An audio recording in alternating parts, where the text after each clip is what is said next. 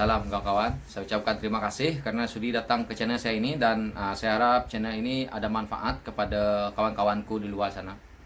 Oke, dan saya harap juga kalian di luar sana sehat dan saya harap bantuan daripada kawan-kawan di luar sana kalau rasa channel ini bagus dan rasa simpati untuk membantu saya supaya channel ini boleh berkembang, Anda boleh tekan tombol subscribe yang warna merah di bawah tuh. Oke.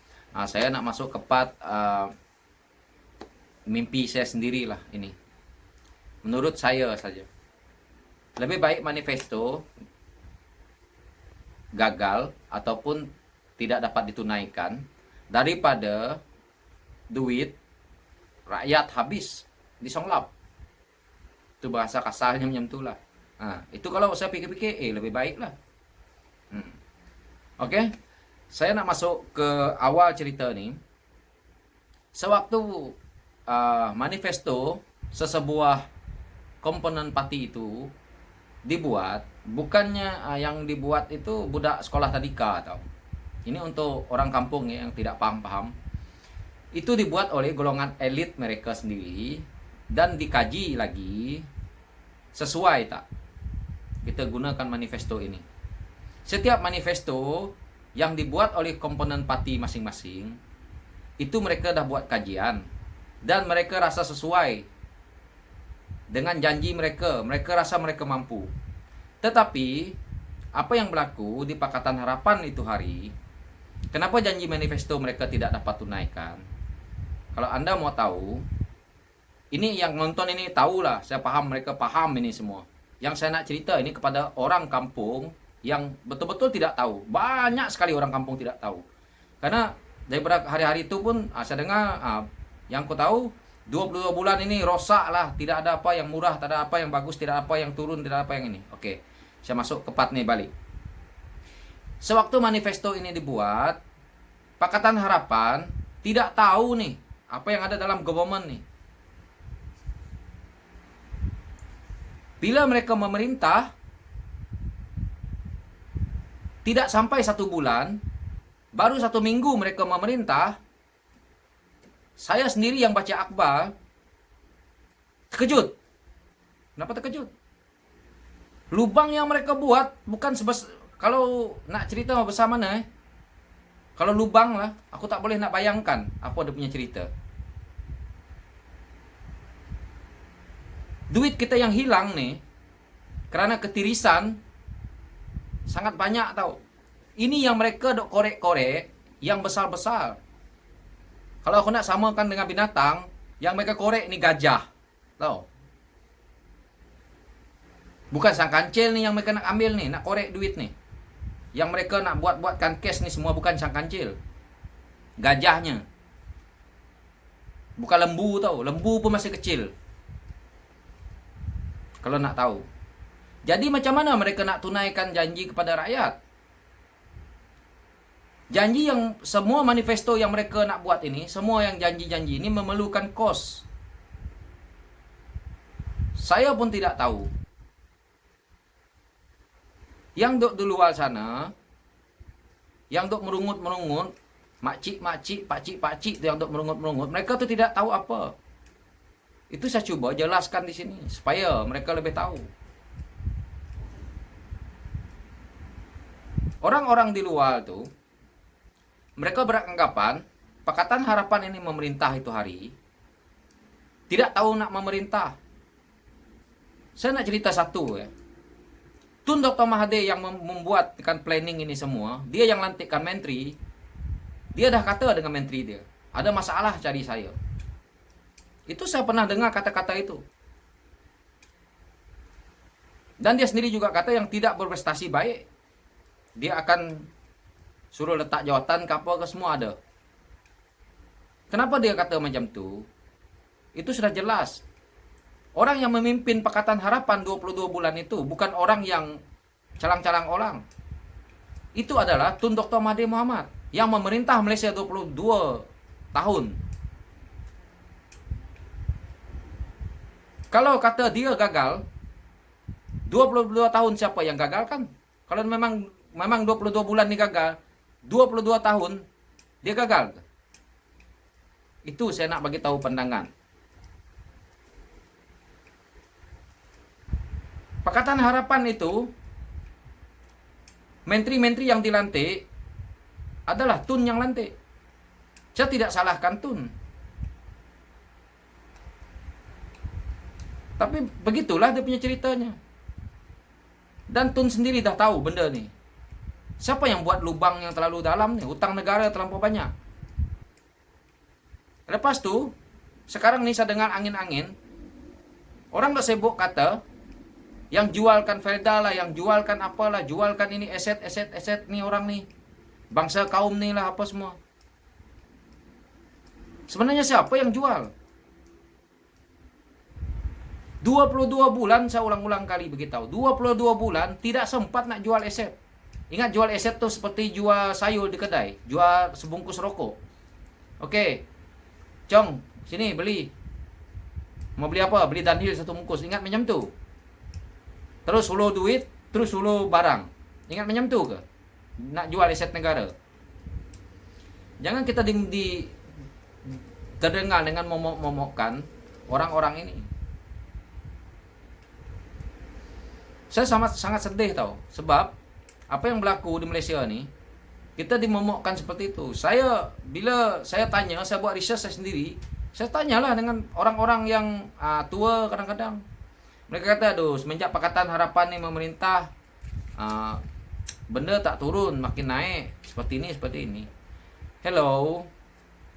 Harga barang naik kerana nilai mata wang kita ni sudah jatuh. Negara lain pun jatuh juga, ekonomi merundum, merosot. Dan juga dimomokkan dari sebelah sana tentang hal-hal politik, menjadikan politik kita bergolak macam ini. Politik ini bergolak di sebuah negara, membuatkan bursa saham kita jatuh tau. Ini punca-punca yang susah lah saya nak juga bahagikan, tapi saya dengan cari jalan mudah untuk nak membahaskan kepada orang di luar sana. Bila satu perkara ini melibatkan ekonomi negara, mereka yang buatkan ekonomi negara ni tumbang ambing dengan momok-momokkan benda yang seperti ini, maka ekonomi negara tidak akan kukuh. Salah satunya.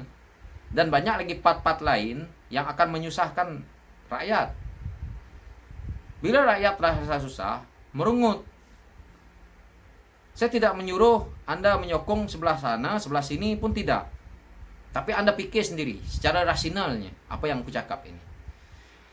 Dan apabila benda ini sudah berlaku, dengan desakan-desakan yang menyuruh Tun nak letak jawatan, ini pada menurut saya ya, orang dok kata Datuk Seri Anwar Ibrahim gila kuasa.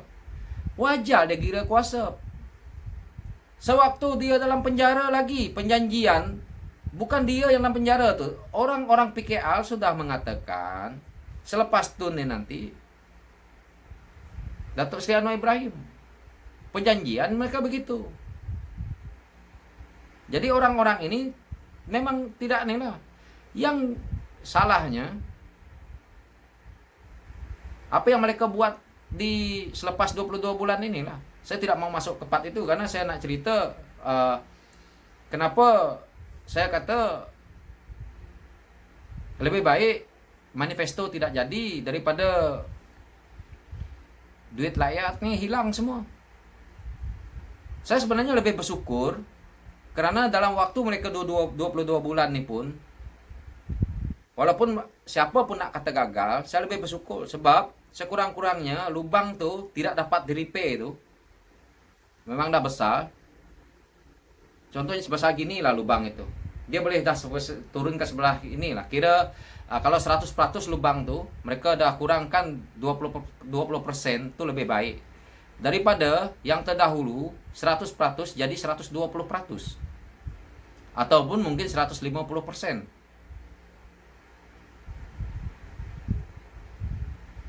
Bukannya duit itu hilang, kita ini akan seperti ini saja. Tak. Generasi kita akan datang nih. Kita nak negara kita bankrupt. Bila saya sebut negara bankrupt, nanti seperti yang orang-orang PKR dulu nak cerita, nak kena jelaskan. Negara bankrupt nih, nak masuk ke situ dah tak maulah, nanti susah. Jadi tak payah kita nak cerita. Itu nanti saya akan cerita ke lain kali. Karena saya bukan saudara Rafizi, biar dia yang ceritakan. Jadi bukan mudah untuk ceritakan benda itu.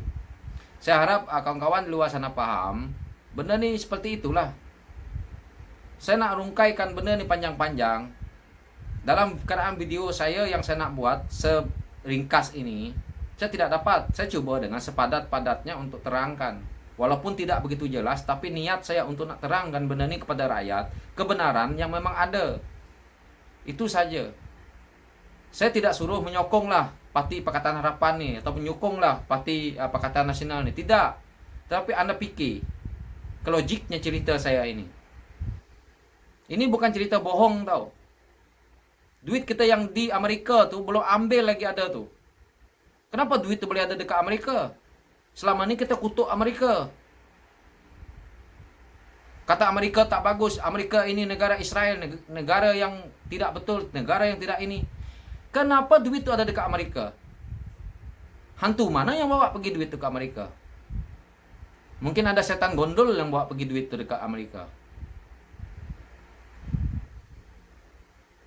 Duit yang ada dekat Amerika tu kalau kita agihkan kepada satu orang rakyat Malaysia, dapat tau. Daripada Amerika tak nak pulang kan? Cuba anda fikirkan. Ini untuk orang kampung supaya fikir. Tu masih banyak duit kita dekat Amerika tu. Bukan 2 juta tau. Bukan 1 juta duit kita di Amerika sana tu. Berbentuk US dollar lagi. Nanti saya sebut US dollar pun orang kampung pun kadang ada yang tak tahu. Itu yang saya susah tu. Saya nak perjelaskan masalah ini. Kena saya pergi buat ceramah nanti. Satu kampung ke satu kampung supaya tahu. So begitulah ceritanya. Dan habislah. Nanti kita sambung lagi di lain waktu. Oke kawan-kawan, saya minta maaf ada melalut kemana-mana. Jadi biar ada penerangan di situ. So saya harap channel ini manfaatlah kepada kawan-kawan. Oke, sekian dari saya ucapkan terima kasih karena sudi menonton channel ini sampai habis, dan tolong bantu saya untuk subscribe di bawah tuh yang warna merah supaya channel ini berkembang, dan saya coba sedaya upaya untuk membuka minda orang-orang Malaysia kita yang di luar pada kemampuan mereka nak berfikir, seperti mungkin kita anak muda seperti saya, seperti kawan-kawan yang lain boleh berfikir hal-hal ini. Tapi kalau orang kampung yang betul-betul pure di kampung, saya tahu karena saya anak orang susah, orang tua saya bukan punya sekolah. Jadi apabila mereka dimainkan dengan isu-isu politik ini, mereka ya semua betul karena mereka tidak paham. Saya sendiri terpaksa menjelaskan keadaan di Malaysia ini sampai berbuih mulut. Itu yang saya ambil pengalaman saya daripada orang tua saya sendiri. Jadi ini saya bawa kepada orang lain supaya mungkin benda ini manfaat. Itu saja yang saya coba untuk jelaskan. Oke kawan-kawan, salam dari saya, thank you.